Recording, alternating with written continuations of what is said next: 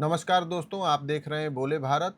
मैं मनीष कुमार आपका बहुत स्वागत करता हूं मेरे साथ इस खास बुलेटिन में, जो कि सुर्खियों से जुड़ा हुआ बुलेटिन है। उत्तर प्रदेश में क्या कुछ आज बड़ी खबरें रहीं, इसके अलावा दिल्ली में जो प्रोटेस्ट चल रहा है उसमें भी क्या अपडेट रहा, संसद के भीतर क्या हुआ पूरे दिन भर, इस बात पर हम लोग चर्चा करेंगे। मेरे साथ सौरभ भी जुड़े हुए हैं। जी नमस्कार। सौरभ, तो बहुत जबरदस्त तरीके से आंदोलन सदन के अंदर भी और सदन के बाहर भी चल रहा है। जी जी मनीष जी, आज संसद परिसर में मकर द्वार पे पक्ष विपक्ष के दोनों सांसद आमने सामने हो गए। हाँ नारेबाजी खूब हुई है।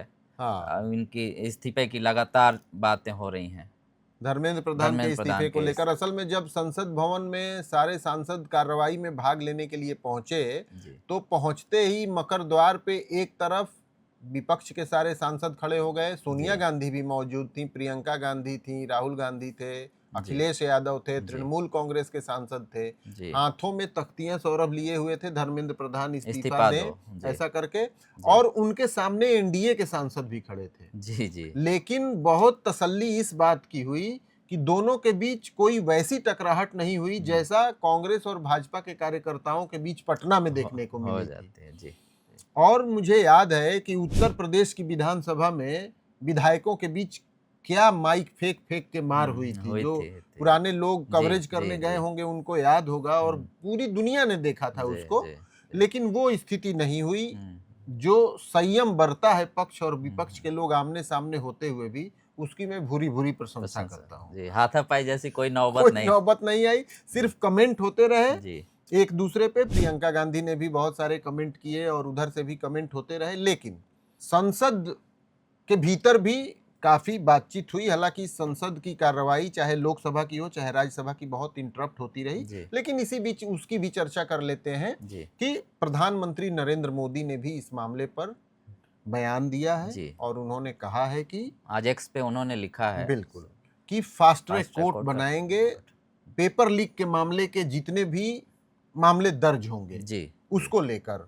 तो इसमें भाजपा के राष्ट्रीय अध्यक्ष नितिन नवीन को सुनते हैं। हर विषय पे पहले भी और अभी भी कहा है कि हम हर विषय की जांच के लिए तैयार हैं। फास्ट ट्रैक कोर्ट लाएंगे ताकि जो लोग भी इसके अपराधी हैं, जो लोग भी दोषी हैं, उनको कार्रवाई हो, और हम ये सुनिश्चित करेंगे कि हम किसी भी दोषी को बख्शा नहीं जाए। और नरेंद्र मोदी जी जब संकल्प लेते हैं तो देश की जानता है, दुनिया जानती है कि नरेंद्र मोदी का संकल्प का मतलब होता है उसको सिद्धि तक पहुंचाना। तो नितिन नवीन को आपने सुना, उन्होंने बताया कि किस तरीके से प्रधानमंत्री नरेंद्र मोदी ने ऐलान किया है कि मामलों की जांच के लिए फास्ट ट्रैक कोर्ट बनाई जाएंगी। सौरभ, मुझे ये ध्यान आ रहा है कि कल शाम को राहुल गांधी ने प्रेस कॉन्फ्रेंस किया था और उसमें उन्होंने कहा था कि 152 या 172 बार अलग अलग राज्यों में पेपर लीक की घटनाएं हुई हैं, लेकिन कन्विक्शन जीरो है। बिल्कुल किसी को सजा नहीं हुई है। तो ये तो लग रहा है कि राहुल गांधी ने जो प्रेस कॉन्फ्रेंस की वो थोड़ा सा खिल गया है, और आज 24 घंटे के भीतर ही केंद्र सरकार ने ऐलान कर दिया है कि फास्ट ट्रैक कोर्ट बनाई जाएंगी और इन लोगों को दंडित किया जाएगा। लेकिन राम गोपाल यादव को वो भरोसा नहीं है। उन्होंने कहा कि इस पूरे मामले को डिरेल करने के लिए तो राम गोपाल यादव को भी सुनते हैं। तो फिर ये आंदोलन क्यों हो रहा है? क्यों नहीं युवाओं की बात सुन रहे हैं प्रधानमंत्री? युवाओं का भविष्य तो बर्बाद हो गया, लाखों का।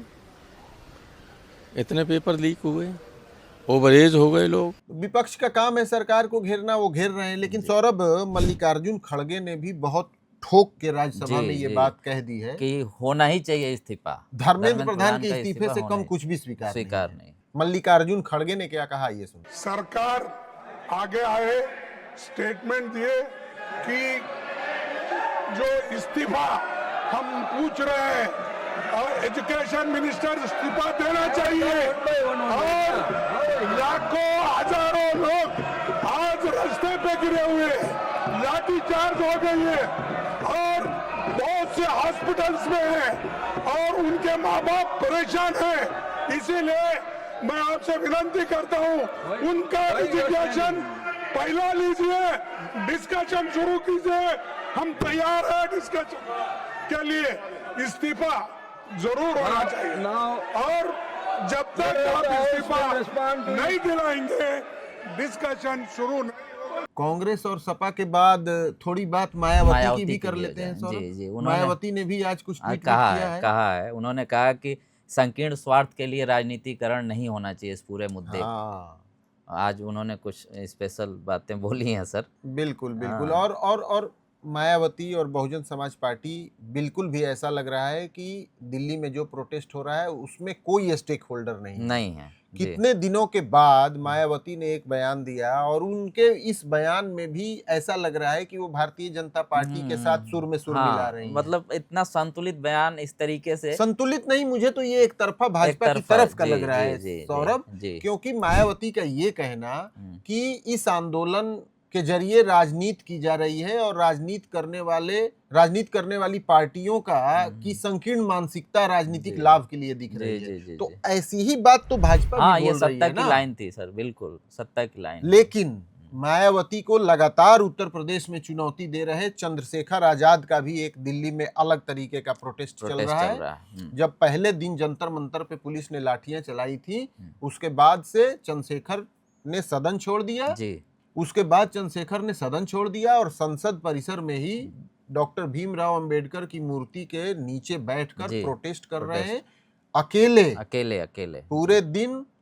चाहे बारिश हो चाहे कुछ हो, देख लीजिए आप खुद भी ये विजुअल देख सकते हैं कि किस तरीके से घनघोर बारिश हो रही है और चंद्रशेखर आजाद वहां बैठे हुए हैं। अर्जुन राम मेघवाल सहित तमाम नेता गए थे उनसे बातचीत करने। सीनियर नेता वीरेंद्र खटीक हैं, हाँ मेघवाल साहब हैं, ये हाँ, सब लोग जाके उनको गए थे मान मनौवल भी कर रहे हैं। लेकिन चंद्रशेखर ने कहा है कि वो इससे मानने वाले नहीं हैं और जिस गोल को लेकर वो धरने पर बैठे हैं, अनशन पर बैठे हैं, वो जारी रखेंगे अपना। तो कोई भीड़ भाड़ नहीं, बहुत तसल्ली से चंद्रशेखर आजाद अपनी मांग को लेकर छात्रों पर लाठीचार्ज के विरोध में धरने पर प्रोटेस्ट पर बैठे हैं। और सौरभ, जब सोनम वांगचुक मौजूद थे जंतर मंतर पर, तब उनसे चंद्रशेखर मिलने भी गए।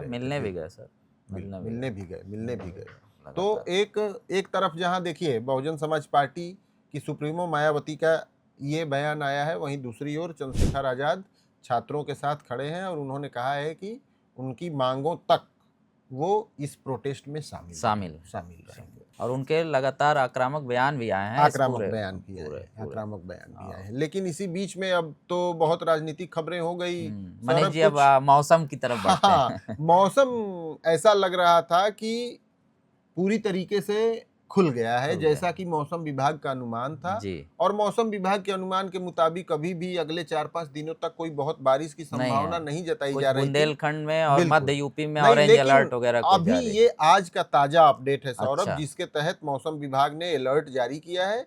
इसमें प्रयागराज, जौनपुर, प्रतापगढ़, चित्रकूट, महोबा, बांदा, कौशाम्बी, हमीरपुर, फतेहपुर, जालौन, रायबरेली, अमेठी, कानपुर, झांसी, सुल्तानपुर, कानपुर देहात, उन्नाव और औरैया, इतने जिले हैं। इसके लिए मौसम विभाग ने ऑरेंज अलर्ट जारी किया है कि अगले 6-7 घंटों के भीतर इन जिलों में कहीं कहीं तेज से बहुत तेज बारिश हो सकती है। और बाकी जो मध्य यूपी का क्षेत्र है, पूर्वांचल का क्षेत्र है, रुहेलखंड का क्षेत्र है, कुछ बुंदेलखंड का भी क्षेत्र है, वहां ऑरेंज अलर्ट तो नहीं है, लेकिन हल्की फुल्की कहीं कहीं बारिश हो सकती है।